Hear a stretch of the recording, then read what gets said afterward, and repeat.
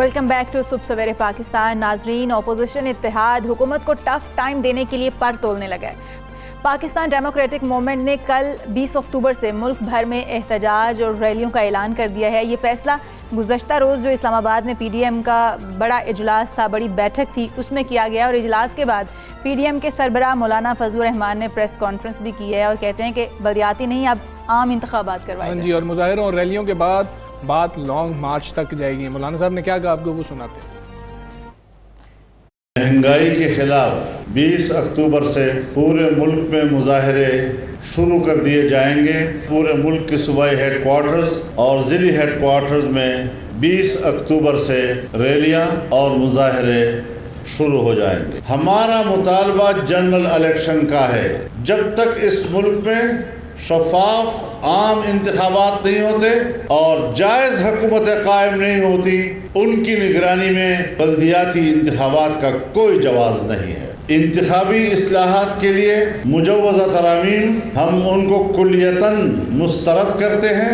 EVM जो दर हकीकत RTS का एक दूसरा नाम है, बड़े तकनीकी और मशीनी वसाइल से धांधली की जाए, वोट चोरी किए जाए। नेब तरमीमी ऑर्डिनेंस को मुकम्मल तौर पर मुस्तरद कर दिया गया है। नेब का इदारा ही आमिरियत की बाक़ियात में से है। इस इदारे से एहतसाब की कोई तवक्को नहीं है। मौलाना फजलुर रहमान साहब की गुफ्तगू आपने सुनी है। वज़ीर दाखिला शेख रशीद साहब कहते हैं ना पहले इनमें कोई दमखम था, ना अब इनमें कोई दमखम है। उन्होंने भी ये गुफ्तगू की है, वो भी आपको सुना देते हैं। PDM मरा हुआ एक सियासी हाथी है। PDM क्या है, वो पिछले दिसंबर में हमें कहते थे कि सलाम अलैकुम सलाम अलैकुम। अब ये दिसंबर आ गया। मैं उनसे गुजारिश करूंगा कि कुएं के मेंढकों की सियासत का दौर खत्म हो गया 15 अगस्त से। अब समुंदर गहरे पानियों में दुनिया की सियासत हो रही है। बदलते हुए हालात देखें। मेरे ख्याल में इनके अंदर डांगी नहीं, इनके रिंग पिस्टन बैठे हुए हैं, इनके प्लगों में कचरा फंसा हुआ है। ये नौजवान इंजन, लेकिन इनके इंजन धुआं दे रहे हैं। ये शेख रशीद साहब की भी गुफ्तगू आपने मुलाहिजा की है कि वो कह रहे वही रिंग पिस्टन, वही कचरा फंसा हुआ है, वो वाली गुफ्तगू। अच्छा, ये गुफ्तगू वो हर बार करते हैं, पहली बार नहीं उन्होंने की। ये हमेशा तनकीद ये वाली वो करते ही होते हैं। अच्छा, पिछली बार वैसे सही भी साबित होगी ना, PDM कुछ ऐसा कर भी नहीं सकी। हम बात कर लेंगे। हमारे साथ मौजूद है मज़हर अब्बास साहब। मज़हर अब्बास साहब, अस्सलाम वालेकुम, good morning sir. Mazhar Abbas साहब, अब आप समझते हैं कि शायद PDM की डायरेक्शन दुरुस्त है, अवामी मसाइल के ऊपर गुफ्तगू कर रहे हैं, शायद अब आवाम को इकट्ठा करने में कामयाब हो जाएंगे, कोई तहरीक चलाने में कामयाब होंगे, या पिछले दफ़ा वाला हाल ही आप देख रहे हैं? वालेकुम अस्सलाम जी, शुक्रिया। देखिए, ये तो अभी पता चलेगा जब वो एहतजाजी रैलियां करेंगे और जिस तरह मौलाना ने कहा कि पहिया जाम हड़ताल और इस तरह की चीज़ें करेंगे। पाकिस्तान में जो बड़ी सियासी तहरीकें रही हैं वो अयूब खान के ख़िलाफ़ रही हैं, जुल्फ़िकार अली भुट्टो के ख़िलाफ़ रही हैं और जनरल ज़िया के ख़िलाफ़ रही हैं। उसके बाद जो सूरत हाल रही है वो ज़ाहिर है हमने 2014 का एक बड़ा धरना देखा जी। लेकिन धरने की सियासत उसके बाद परवान चढ़ी। ये अरब स्प्रिंग के बैकग्राउंड में इन चीज़ों को एक नए अंदाज में हमने देखा। PDM वो कर पाएगी नहीं कर पाएगी, ये हमें अगले चंद हफ्तों में अंदाज़ा हो जाएगा कि PDM में कितना दमखम है। लेकिन ज़ाहिर है अपोजिशन जो है वो बिखरी हुई है जी। पाकिस्तान पीपल्स पार्टी एक तरफ से हुकूमत में है और दूसरी तरफ मरकज़ के ख़िलाफ़ जो है वो एहतजाज कर रही है। तो एक कन्फ्यूजन है अपोजिशन जमातों के दरमियान। जहाँ तक शेख रशीद साहब की बात है, शेख रशीद साहब ने एक बात और भी की थी कि हम भी जब अपोजिशन में होते हैं तो हम भी ऐसा ही करते हैं जी। तो यानी वो भी अपने आप को उसी कैटेगरी में लाके खड़ा कर और जाहिर है उन्होंने वो इस वक्त हुकूमत के इत्तेहादी हैं और हुकूमत के अंदर भी वो सिर्फ इमरान खान के साथ हैं। बाकी अगर आप उनसे पूछें कि बाकी PDM के बारे में उनका क्या ख्याल है तो उनका ख्याल उससे मुख्तलिफ नहीं है जिसका ख्याल अपोजिशन जो है। अच्छा मज़हर साहब, लेकिन हम देखें तो मौलाना फजलुर रहमान साहब की जो कल की स्पीच थी वो काफ़ी पुरजोश नज़र आए हैं। उन्होंने कहा है कि तहरीक चलने से पहले, धरने या एहतजाज होने से पहले ही हमें मकासद हासिल हो जाएंगे। क्या ज़मीनी हक़ाइक़ भी यही हैं? देखिए, वो जिस तरफ शायद इशारा कर रहे हैं उस तरफ मसले मसाइल ज़रूर हैं, तो शायद हल भी हो जाएं, लेकिन बुरहान अपनी जगह किसी न किसी शक्ल में रहेगा। ये बात ठीक है कि पिछले चंद हफ्तों में हुकूमत खासी कमज़ोर हुई है। दो वजह से, एक वजह जो है वो हम सबको पता है जी में जब कोई फैसला हो जाएगा तो चीज़ सामने आएगी। दूसरी वजह महंगाई है जी और जो सुनामी इमरान खान ला रहे थे वो तो नहीं आया, लेकिन महंगाई का सुनामी ज़रूर आ गया और इस हद तक आ गया कि लोगों की चीखें निकल गई हैं, अमलन चीखें निकल गई हैं। ये सिर्फ हम नारे की वजह से नारेबाजी नहीं कर रहे, बल्कि अमलन लोगों की चीखें निकल गई हैं। और आप सड़कों पे निकल के अगर लोगों से पूछें तो आपको अंदाज़ा हो जाएगा जिन लोगों ने इमरान खान को एक उम्मीद समझ के वोट दिया था, जिन्होंने तहरीक इंसाफ के साथ एक जोश और बलबले के साथ उनके साथ आके खड़े हुए थे, उनके अंदर मायूसी बहुत वाज़ेह तौर पे नज़र आ रही है। क्योंकि हुकूमत आलमी जो सूरत हाल है उसका सहारा लेके तो ज़रूर बात कर रही है, जब तक शायद वो बात दुरुस्त भी हो, लेकिन बहुत चीज़ें जो वो कर सकते थे महंगाई को रोकने के लिए उन्होंने ना की हैं और ना करते नज़र आ रहे हैं। नहीं ठीक है मज़हर साहब, ये जो मौक़िफ़ है हुकूमत का जिसका आप भी जिक्र कर रहे हैं, और आलमी मंडियों में हम कीमतें देखें तो उसके असरात भी हमें पूरी दुनिया में नज़र आ रहे हैं, ये मौक़िफ़ किसी हद तक दुरुस्त भी है। लेकिन सवाल ये है कि क्या आवाम को ये समझाने में पाकिस्तान तहरीक इंसाफ की हुकूमत कामयाब हो पाएगी कि ये वजूहात हैं, क्योंकि माजी में जो बातें उनको समझाई गई थी अभी तक उनके जहनों में वही नक्श हैं और अब सोशल मीडिया पर भी वही बातें जो है गर्दिश कर रही होती हैं कि जब महंगाई होती है तो फिर वज़ीर आज़म चोर होता है, और अब लोग क्वेश्चन करें क्या ये बात समझा पाएंगे वज़ीर आज़म इमरान खान आवाम को?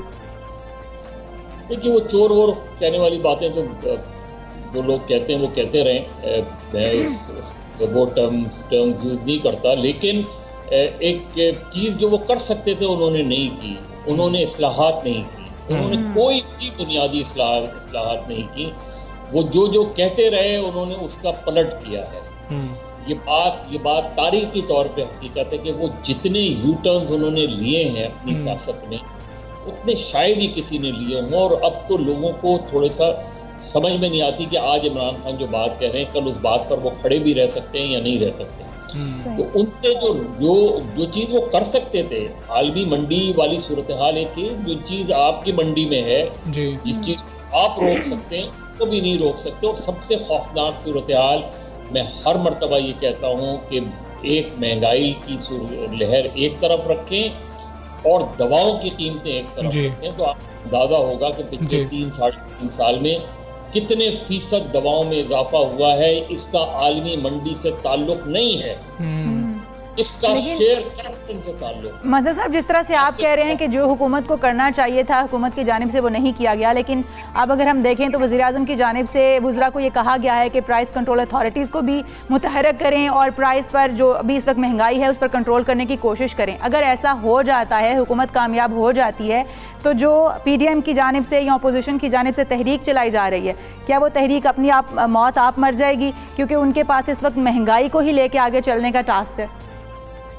आप सब लोग इन्हीं शहरों में रहते हैं, मुझे बताएं कहीं आपको वो टाइगर फोर्स जिस मकसद के लिए बनाई गई थी कहीं नज़र आई? टाइगर फोर्स आपको कहीं प्राइस कंट्रोल नज़र आया? कहीं कोई इक़दामात नज़र आए? कहीं कोई फूड इंस्पेक्टर्स को मुअत्तल करना तो बहुत वैसी बात होती है, लेकिन कोई बेसिक रिफॉर्म्स नहीं हुई।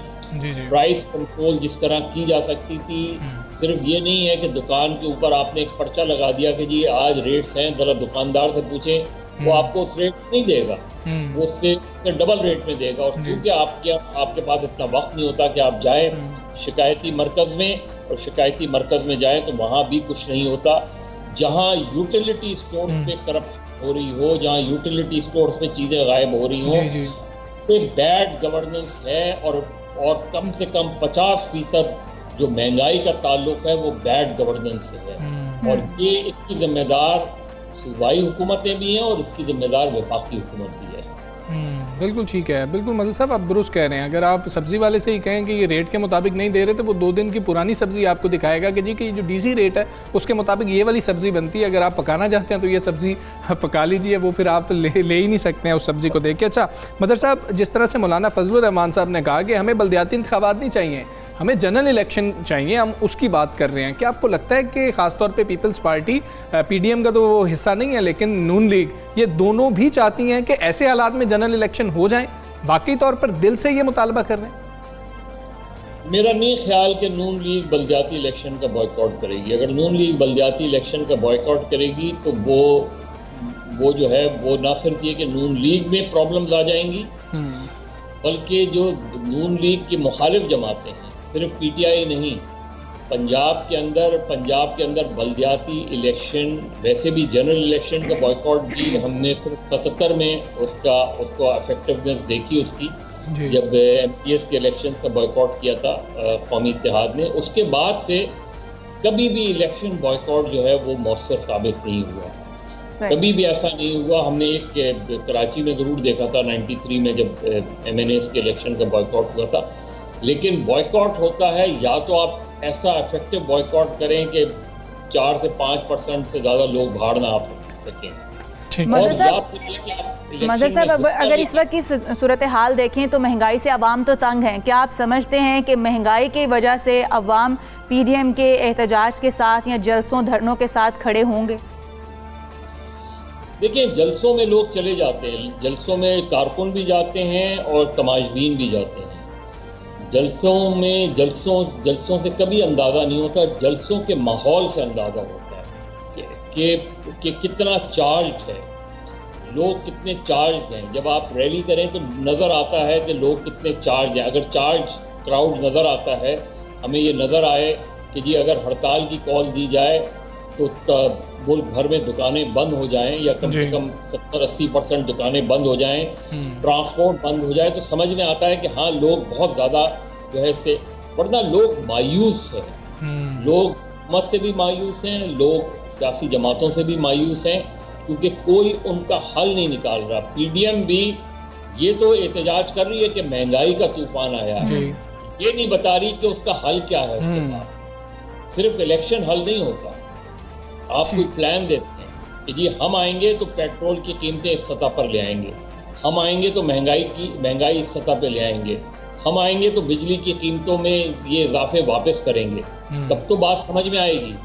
लेकिन सिर्फ ये कहना कि ये हुकूमत जो है ये महंगाई पे महंगाई की जा रही है, वो लोग भी परेशान हैं, लोग इसको सुनेंगे तो ज़रूर, लेकिन लोग सोचते हैं कि लोग जानना चाहते हैं कि आप क्या करेंगे अगर आप पर हमने एतमाद किया। बिल्कुल ठीक है, ऐसा नहीं, बिल्कुल ठीक है। अच्छा सर, ये भी बता दीजिएगा, हुकूमत के पास अब 2.25 साल तकरीबन रह गए हैं, आपको लगता है कि अब ये जो सारे चैलेंजेस हैं, जो तमाम बहरान हैं जिनका सामना गवर्नमेंट को है, वो इस दौरानिए में कुछ हल होते हुए नज़र आ सकते हैं, और हुकूमत कैसे उसको हल कर सकती है? वे फॉरवर्ड क्या है गवर्नमेंट के लिए? देखिए, रिलीफ ऐलान करेंगे, रिलीफ देंगे, मेरा ख्याल है इमरान खान के लिए एक मुश्किल सूरत हाल है। जो अगर कोई गवर्नमेंट 3.5 साल में कोई बुनियादी रिफॉर्म नहीं कर सकी, तो ये नहीं हो सकता कि वो अगले 2 साल में वो रिफॉर्म्स कर पाएंगे। लिहाजा वो जाएंगे बेसिकली, अब जो सियासत होगी दिसंबर के बाद से, वो प्योरली इलेक्शन की पॉलिटिक्स होगी। ठीक है, जो इक़दाम होंगे वो इलेक्शन को सामने रख के इक़दाम होंगे।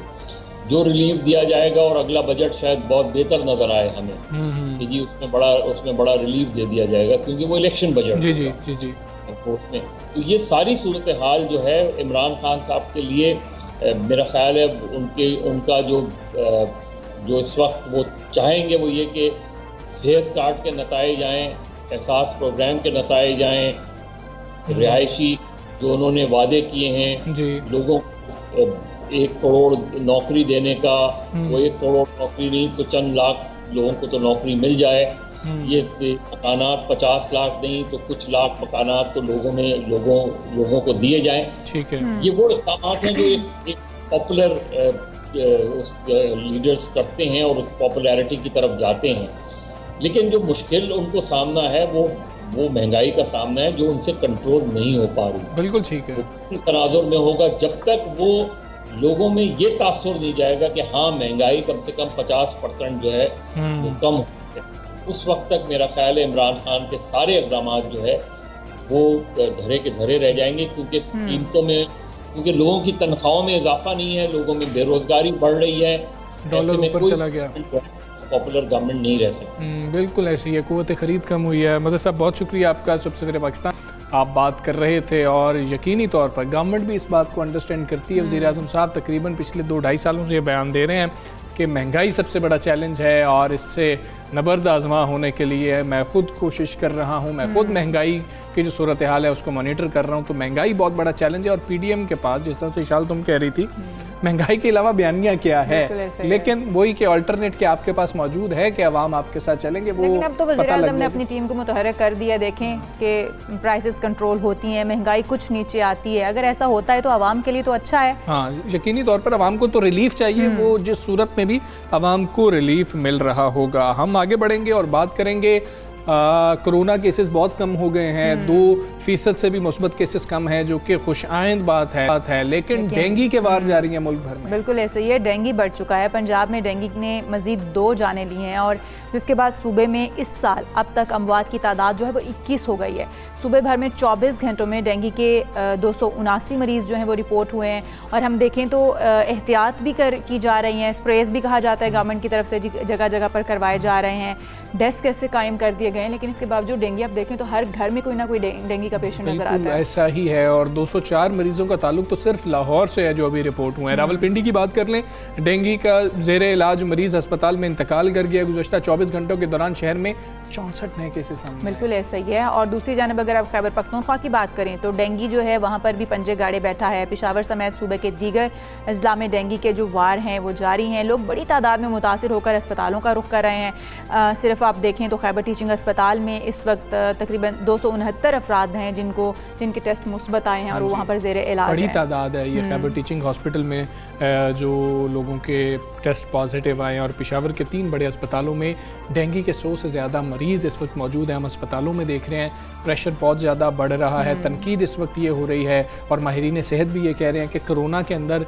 इतना ज़्यादा फोकस रहा है, कोरोना आलमी वबा से निमटने के लिए कोशिश की जा रही थी, इंतज़ामात किए जा रहे थे, तो शायद कुछ कोताहियाँ हो गई हैं जिसकी वजह से डेंगू ने फिर से सर उठाया है। हम और डेंगू फर्स्ट टाइम भी नहीं आया, डेंगू बार बार हर साल आता है, हमें इसका सामना करना पड़ता है। तो इसके तदारुक के लिए इकदाम पहले से हो जाने चाहिए। अब हम इंतज़ार करेंगे 15 डिग्री से जिस वक्त नीचे जा रहा होगा क्या नाम है हमारा दर्जा हरारत, उस वक्त जो है ये पनप नहीं सकता है और जो डेंगू लार्वा है उस हवाले से उसकी अफजाइश नहीं हो सकती है, तो उसका इंतज़ार किया जा रहा है। बात कर लेंगे, हमारे साथ मौजूद हैं सूबाई वज़ीर खैबर पख्तूनख्वा में तैमूर सलीम झगड़ा साहब। अस्सलाम वालेकुम, गुड मॉर्निंग सर। ये ज़रा प्लीज़ बता दीजिएगा सूबे में इस वक्त औसतन कितने डेंगू के मरीज़ आ रहे हैं, अस्पतालों में प्रेशर कितना ज़्यादा है? देखिए, एक जो डेंगू का साइकिल होता है वो ट्रेडिशनली देखा गया है कि वो एक साल अगर कम हो तो अगले साल फिर ज़्यादा होता है। ठीक है। मेरे ख्याल में तो थोड़ा सा मैं जो आपने कहा मैं डिसएग्री करूँगा। बिल्कुल इस साल थोड़ा सा डेंगू का प्रेशर पिछले साल से ज़्यादा रहा, लेकिन अगर आप हमारे हॉस्पिटल्स की मैनेजमेंट ओवरऑल देख लें, अगर आप जो अभी हॉस्पिटल्स में केस मैनेजमेंट देख लें तो वो पैनिक नहीं है जो पहले था। और इसमें मेरे ख्याल में जो कोविड में सीखा है हॉस्पिटल्स ने, जो एपिडेमिक्स और पैंडेमिक्स के साथ कोप करते हुए सीखा है, मेरे ख्याल में हेल्थ सिस्टम के लिए तो ये बहुत बड़ा एडवांटेज रहा है। एक पीक था जहाँ पे 400-500 कंफर्म्ड केसेस दिन के आ रहे थे, वो औसत अभी 200 से कम हो गई है। हमारे 4-5 डिस्ट्रिक्ट्स हैं जहाँ पे केसेस ज़्यादा हैं। ये एक चीज़ मैं ज़रूर कह सकता हूँ कि हमें थोड़ी सी एडमिनिस्ट्रेटिव साइड पे जो 6-7 महीने जो डेंगू के सीज़न से पहले जो इकदाम उठाने होते हैं वो हम जो है वो बेहतर ओवरऑल कर सकते हैं, क्योंकि ऑब्वियसली इतनी ज़्यादा एनर्जी जो है वो कोविड में जाती थी। लेकिन माशाल्लाह हमारे हॉस्पिटल्स में एक्चुअली अगर मैं कल का डेटा उठाऊं तो एग्रीगेट हमारे 9 मरीज़ कम हुए हैं। अच्छा, मैं सिर्फ ये बातें इसलिए इस तरीके से कह रहा हूँ कि ऐसे टाइम में हमें जो है वो पैनिक के बजाय अगर सिचुएशन अंडर कंट्रोल है तो लोगों को दिलासा जो है वो देना चाहिए ताकि वो अश्योर्ड हो कि गवर्नमेंट अपनी बेस्ट एफर्ट्स कर रही है। तैमूर सलीम साहब, ये बताइएगा कि इकदाम क्या किए जा रहे हैं और कौन से ऐसे रेड हिट पे आप कह लें कि इलाके हैं जहां से आपने लार्वा जो है वो तल्फ किया हो, वहां पर किस तरह के इकदाम किए जा रहे हैं ताकि डेंगू फैले ही ना? एक तो ये कि हमने कोविड से सीखते हुए डेंगू पे भी वही डेटा बेस्ड अप्रोच अपनाने का जो है वो फैसला किया और डेली एक रिपोर्ट मॉनिटर होती है। हमारे 4-5 डिस्ट्रिक्ट्स हैं, पेशावर, नौशहरा, बुनेर, हरीपुर, खैबर, जो है वो 5 बड़े डिस्ट्रिक्ट्स हैं, सवाबी, जहाँ पे डेंगू का ज़्यादा फोकस है। वहाँ पे एडमिनिस्ट्रेशन और हेल्थ डेली बेसिस पे जो है वो जो प्रिवेंटिव मेजर्स होते हैं, लावा के, स्प्रे के, जिनमें वो local administration, political representation, case load जहाँ पे ज़्यादा होता है, वहाँ पे वो प्रिवेंटिव एक्शन जो है वो लेती है। साथ में जो है वो वहाँ पे हेल्थ कैंप्स लगाती है और थोड़ा सा वो फाइन ट्यून जो है वो सिस्टम करना पड़ा, वो जो है वो किया। और उसके बाद जो है मेरे ख्याल में पिछले 2-3 हफ्तों में निस्बतन बहुत ज़्यादा स्मूथली ये ऑपरेशन चल रहा है, जिसके लिए एडमिनिस्ट्रेशन को और हेल्थ मैनेजमेंट को मेरे ख्याल में दाद देनी चाहिए। इंशाल्लाह जैसे आपने कहा थोड़ा सा टेम्परेचर और ड्रॉप होगा तो ये केसेस इस सीज़न के लिए तकरीबन ख़त्म हो जाएंगे। और अभी जो है तकरीबन जो कोविड में भी हमने अपनी 18 साल से ज़्यादा उम्र की 50% से ज़्यादा अपनी पॉपुलेशन वैक्सीनेट कर दी। तो अगर आप इन दोनों चीज़ों को मिलाएं तो मेरे ख्याल में अगले साइकिल में, अगले सीज़न में हम अपने जो लॉन्ग टर्म प्रिवेंटिव मेजर्स हैं वो भी इससे जो है वो काफ़ी ज़्यादा और भी बेहतर कर सकते हैं। ठीक है, झगड़ा साहब ये भी बता दीजिएगा, खैबर पख्तूनख्वा में जो डेंगू का इलाज है क्या सेहत कार्ड के ज़रिए भी हो रहा है? आप ये सहूलत मौजूद है जो सेहत कार्ड रखते हैं लोग कि वो अपने डेंगू का इलाज भी सेहत कार्ड के थ्रू करवा सकते हैं? देखिए ये डायरेक्टली सेहत कार्ड में नहीं इंक्लूडेड, जो इन पेशेंट ट्रीटमेंट है वो अंडर सर्टन कंडीशंस इंक्लूड हो सकती है, लेकिन हमारे ज़्यादातर जो ट्रीटमेंट होती है वो पब्लिक सेक्टर हॉस्पिटल्स में होती है, जहाँ पे इस टाइप की ट्रीटमेंट वैसे ही जो है वो फ्री है और जो है सारे हॉस्पिटल्स में प्रिपरेशन जो है वो की गई। सेहत कार्ड में मुस्तकबिल में हम सोच सकते हैं, हमने नॉर्मली किसी भी हेल्थ इंश्योरेंस में पैंडेमिक्स या एपिडेमिक्स जो है वो डायरेक्टली नहीं इंक्लूड होते। हमने कोविड के लिए एक एक्सेप्शन की थी और ये पॉलिसी फैसला लिया था कि कोविड में हमने चंद जो है वो हॉस्पिटल्स इंक्लूड किए थे, वो इसलिए कि केस लोड इतना ज़्यादा था कि हमें प्राइवेट सेक्टर कैपेसिटी की ज़रूरत है। ठीक है। यहाँ पे फिलहाल नहीं है, माशाल्लाह हमारे हॉस्पिटल्स में बहुत कैपेसिटी है, तो ज़रूरत नहीं। सही। तैमूर सलीम साहब, अगर देखा जाए तो डेंगू को कंट्रोल करना सबसे ज़्यादा आसान रहा है अब तक। देखा जाए तो स्प्रे कर लिया जाता है, कूड़ा करकट जो है वो तल्फ कर लिया जाता है, जगहों को साफ़ कर लिया जाता है। ये इकदाम पहले से शुरू हो जाते हैं और हो जाने भी चाहिए। आप इस वक्त क्योंकि इकदाम तो उस तरह से नहीं हो रहे, हम ये टेम्परेचर डाउन होने का इंतज़ार भी नहीं कर सकते क्योंकि लोग बड़ी तेज़ी से जो है वो जाने गंवा रहे हैं। क्या इकदाम होने चाहिए या क्या आप कहेंगे, हिदायत करेंगे कि लोग क्या किस तरह की हिफाजती इकदाम करें ताकि डेंगू से बचा जा सके? देखिए हिफाजती जो इकदाम है वो तो ये पहले कि अगर आपको पता हो कि आप एक डेंगू के एरिया में हैं तो 2-3 जो बड़ी चीज़ें हैं वो यही है कि आप फुल स्लीव क्लोथ्स कपड़े जो है वो पहने, आप जो है वो मॉस्किटो रिपेलेंट यानी जो मच्छर अगेंस्ट जो दवाई होती है वो थोड़ा सा अप्लाई करें, राइट। आप वहाँ पे मॉस्किटो नेट्स इस्तेमाल कर सकते हैं और ख़ास तौर पे जहाँ पे स्टिल पानी हो, जो पानी नहीं चल रहा हो, वो ऐसे कोई जो है वो जगह हो, वहाँ पे आप खुद भी एक्शन लें और आप लोकल एडमिनिस्ट्रेशन को भी आइडेंटिफाई करें।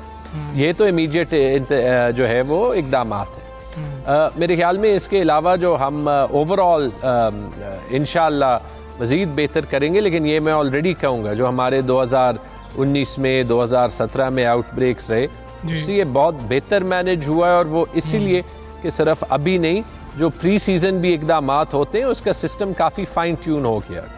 लेकिन इस आउटब्रेक के बाद हमेशा इंसान जो है वो मज़ीद बेहतर कर सकता है। तो इंशाल्लाह इस विंटर सीजन में जैसे हम अपनी पैंडेमिक या एपिडेमिक कंट्रोल बेहतर कर रहे हैं, हम मज़ीद देखेंगे कि और भी कैसे बेहतर कर सकते। बिल्कुल ठीक है। तैमूर सलीम झगड़ा साहब बहुत शुक्रिया आपका। सुबह सवेरे पाकिस्तान से कर रहे थे, कह रहे हैं कि अब केसेस कम हो रहे हैं और अगर पेशावर का आज आप देख लें तो दर्जा हरारत भी 24 पे है, 15 का वैसे वेट हो रहा है, वहाँ पे रातें ठंडी भी हो जाती हैं तो कुछ केसेस नीचे भी आ रहे हैं। लेकिन हमने क्या करना है, हमने तो खुद कुछ हिफाजती इकदाम उठाने हैं, कुछ इंतजाम हमने करने हैं जो हम identify भी ज़ाती तौर करना पर है, कर हमजा, सकते कि हैं। किन जगहों पर लार्वा है या किन जगहों पर exactly. डेंगू है। ऑब्वियसली ये पता तो नहीं चलेगा आपको, लेकिन आप खुद को कवर करके आपको कोई केस या कुछ पता लग ऐसी जाए ना। मेडिसिन यूज़ करके आप बाहर जाएं जिससे आप महफूज रह सकें डेंगू से। आप बच्चों को जो है ना, अब तो फुल स्लीव्स हैं, अब तो फुल स्लीव्स के अलावा ऑप्शन ही नहीं है बच्चों के लिए खास तौर पे, तो इन चीज़ों को तो लाजमी शॉर्ट्स तौर और पर हम हाफ करें। स्लीव्स जो हैं वो बच्चों के बंद कर दीजिए ताकि बच्चे जो हैं वो वो इससे सेफ, बिल्कुल ऐसे ही है। हम एक ब्रेक लेते हैं जी, ब्रेक के बाद वापस आएंगे। Stay with us.